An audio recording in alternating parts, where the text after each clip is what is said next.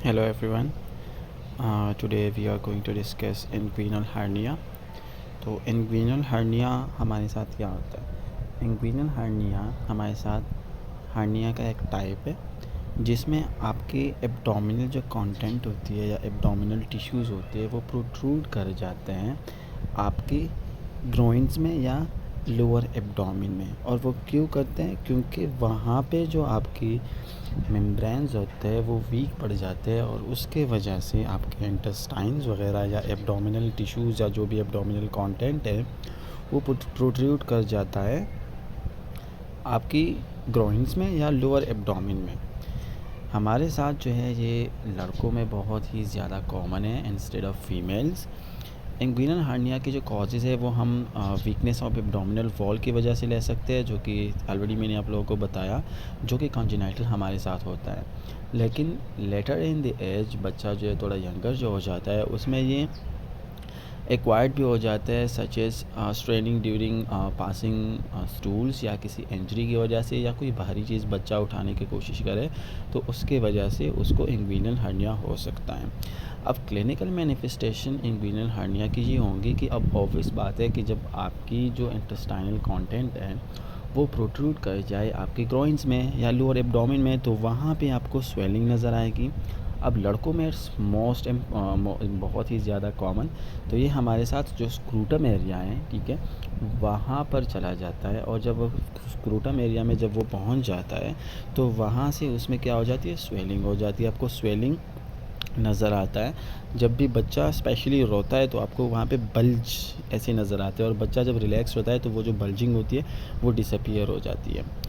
बच्चे को पेन और डिस्कम्फर्ट होता है स्क्रूटम एरिया में, क्योंकि वहाँ पे स्वेलिंग, ऑब्वियस बात है, मैंने आपको बोला स्वेलिंग होती है और वहाँ पे जो इंटेस्टाइनल कंटेंट होता है या जो आपका पूरा इंटेस्टाइन होता है या कोई एब्डोमेन का थोड़ा सा जो हिस्सा होता है, जो भी टिश्यूज़ होते हैं वो वहाँ पे प्रोट्रूड कर गए होते हैं। प्रोट्रूड का मतलब ये होता है कि आगे की तरफ जाना, ठीक है, अपनी जगह को छोड़ के आगे की तरफ जाना। तो वो प्रोट्रूड कर गए होते हैं अपनी जगह को छोड़कर स्क्रूटम में आ गए होते हैं। तो बच्चा जब रिलैक्स होता है तो फिर उसको ये बल्जिंग आपको नज़र नहीं आएगी, उसकी पेन होता है, डिस्कम्फर्ट होता है ग्रोइन और स्क्रूटम एरिया में। अच्छा, अब नोज़िया एंड वॉमिटिंग भी इस चीज़ में हो सकती है। अब आप लोग पूछोगे कि यार नोज़िया एंड वॉमिटिंग क्यों होगी, यही सोच रहे होंगे आप।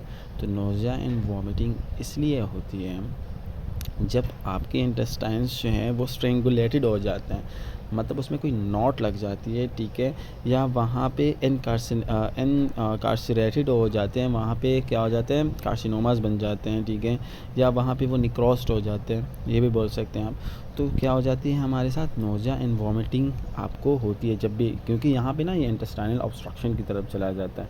और जब भी हमारे साथ इंटेस्टाइनल ऑब्स्ट्रक्शन होती है तो वी ऑल नो कि there is sign and symptoms there are sign and symptoms of vomiting and उसके साथ आपको नोज़िया देखने को मिलता है। ब्लोटिंग इन फुल एब्डोमिन, ये भी आपको इंटेस्टाइनल ऑब्स्ट्रक्शन से मिलता है, ठीक है, या इंटेस्टाइन्स पे कोई प्रेशर वगैरह कुछ हो तो उसकी वजह से आपको ब्लोटिंग एंड फुल एब्डोमिन जो है वो नज़र आता है। अब डायग्नोसिस में हमारे साथ क्या कर सकते हैं हम, फिज़िकल एग्जामिनेशन कर सकते हैं, क्योंकि फ़िज़िकल एग्जामिनेशन ऑलरेडी ही सिम्टम्स में हमने बोला कि आपके स्क्रूटम या ग्रोइन एरियाज जो हैं वो स्वेल्ड हो गए होते हैं, वहाँ पे बल्जिंग आपको नज़र आती है, पेन होता है वहाँ पे, तो फिज़िकल एग्जामिनेशन से हमें पता चलता है। फिर एब्डोमिनल एक्सरे हम करवा सकते हैं, अल्ट्रासाउंड करवा सकते हैं और एमआरआई भी करवा सकते हैं ताकि हम डायग्नोसिस को कंफर्म कर सकें या बाकी जो कंडीशंस होते हैं उनको हम रूल आउट कर सकें। इसकी मैनेजमेंट हमारे साथ सर्जिकल मैनेजमेंट ही होती है अगर हर्निया जो है वो रिड्यूसिबल नहीं है। If the hernia is reducible by itself तो फिजिशियन जो है वो फिर हमारे साथ वेट करने का वो एडवाइस करता है कि हम वेट करते हैं एंड देखते हैं कि क्या होता है और हर्निया को मॉनिटर किया जाता है। हर्नियोटोमी हमारे साथ एक प्रोसीजर है जो हम करते हैं, हम एक इंसिजन बना लेते हैं ग्रोइन में, ठीक है, और जहाँ से हर्निया का सैक होता है उसको हम आइडेंटिफाई करके उसको हम रिमूव करते हैं या उसको बांध देते हैं, ठीक है, टाइंग आपका मतलब स्टिचेस विचेस लगा लेते हैं। हर्नियोरेपी जो हमारे साथ एक सर्जिकल रिपेयर है जिसमें हमारे साथ एक इंसिजन हम बना लेते हैं, ठीक है, और हम जो हमारे साथ जो वीकेंड वॉल होता है ठीक है, उसको हम रीइंफोर्स करवा लेते हैं उसके इंग्विनल कनाल को, या उस पर सूचर्स लगा लेते हैं या कोई मेश लगा लेते हैं ताकि हम उसको क्या करें, रीइंफोर्स कर सकें। तो इसकी कॉन्सेप्ट हम आपको ऐसे दे सकते हैं कि अगर फ़र्ज़ करें आपकी फैमिली में कहीं भी आपने ऐसे सुना होगा ना कि उनका ना एब्डोमिनल मेम्ब्रेन जो है वो फट गया है, ठीक है, या उनके पेट का मेम्ब्रेन जो है वो फट गया है, तो डॉक्टर ने ना वहाँ पे जाली लगवा दी है, ठीक है।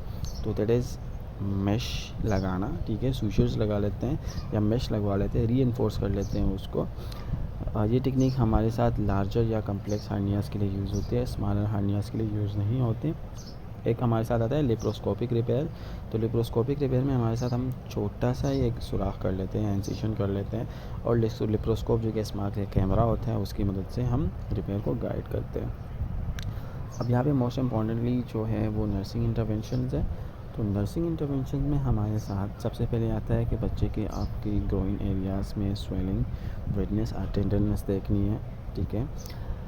बच्चा जो है वो अगर फ़र्ज़ करें थोड़ा बड़ा है तो उसको हमने इंस्ट्रक्ट करना है कि आपने एक्टिविटीज़ जो है वो जो थोड़ी मतलब भारी एक्टिविटीज़ जैसे या भागना हुआ, सीढ़ियों पे बार बार नीचे उतरना हुआ या ऊपर जाना हुआ, भारी चीज़ें उठानी हुई, उनसे हमने उसको रोकना है ताकि एब्डोमिनल प्रेशर ना रहे, ठीक है। जा हम बच्चे के माँ बाप को बताएंगे कि प्रॉपर न्यूट्रिशन और हाइड्रेशन जो है वो कितनी इम्पॉर्टेंट है, ताकि बच्चे के हमारे साथ क्या हो, हीलिंग को प्रमोट किया जाए। एंड जब हाइड्रेशन सही से होगी और न्यूट्रिशन सही से होगी तो हम बच्चे को क्या करेंगे, कॉन्स्टिपेशन से बचा पाएंगे। Monitor the child bowel movements and administer stool softeners और लेक्सेटिव्स। अगर बच्चा कॉन्स्टिपेटेड हो गया है तो फिर हम स्टूल सॉफ्टनर्स और लेक्सेटिव्स भी प्रोवाइड कर सकते हैं, और बाउल मोमेंट्स को भी हम मॉनिटर कर सकते हैं, जो कि आपके साथ आप स्टेथोस्कोप से कर सकते हैं। Instruct the child and family on how to care for surgical site including wound care and incision site monitoring for signs of infection। हमने क्या करना है, फैमिली को एजुकेट करना है कि साइंस ऑफ इन्फेक्शन क्या होता है, ठीक है, सर्जिकल साइट पे, या वूंड केयर कैसे किया जाता है, तो वो हमने उनको सिखाना है। हमने बच्चे के माँ बाप को कॉम्प्लिकेशंस के बारे में भी बताना है कि अगर फ़र्ज़ करें आपके साथ ये साइन एंड सिम्टम्स आ जाए तो आपको फिर क्या करना चाहिए। मेडिकल अटेंशन सीख करनी चाहिए, जिनमें हमारे साथ सिम्टम्स ऑफ स्ट्रेंगुलेशन या इनकॉर्सरेशन ऑफ हार्टिया जो है हम उनको समझा सकते हैं। लाइक फ़र्ज़ करें if the baby is having vomiting, ठीक है, नोज़िया हो रहा है, ठीक है, कॉन्स्टिपेटेड हो रहा है, ब्लोटिंग आ रही है, तो ये सारी चीज़ें जो है वो हमारे साथ क्या होता है, हमने बच्चे के माँ बाप को बोलना है कि वो क्या करें, रिपोर्ट करें।